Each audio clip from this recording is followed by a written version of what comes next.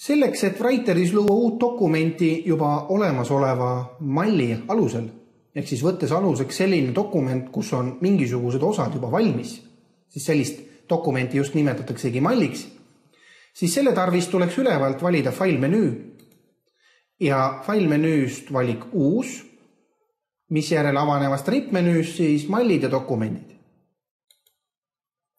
Teile avatakse mallid ja dokumendid aken, kus siis tuleks teil oma soovitud mall, mille põhjal te tahate uut dokumenti luua, üles leida.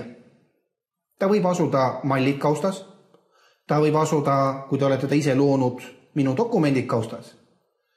Ja te võite ka internetiühenduse korral valida ja otsida malle internetist.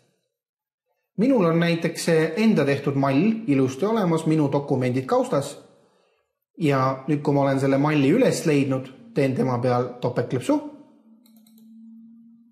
Mis järel siis näete, see mall on ilusti avatud ja nagu ma defineerisin, siis malli mõte on just selles, et teatud osa dokumendist on valmis ja teie ülesanne on siis täita nii-öelda ette antud tekstipesad, tekstiosad, kus on praegu näidistekst, siis sobiva tekstiga.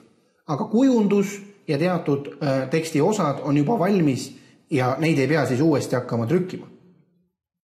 Nii et selline on siis malli alusel dokumendi loomine.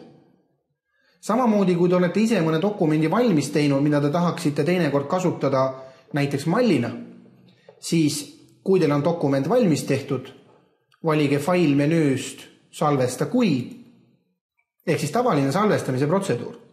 Aga salvestamisel valige kindlasti faili tüübiks tekstidokumendi mall. Määrake koht, kuhu salvestate, näiteks töölauale ja seejärel salvesta nupp. Ja hiljem siis saate nii, nagu me alguses vaatasime, mallide hulgas selle sama dokumendi avada. Aga võib ka loomulikult otse sellest kohast, kuhu teda salvestasite, sealt avada, nagu tavalise dokumendi.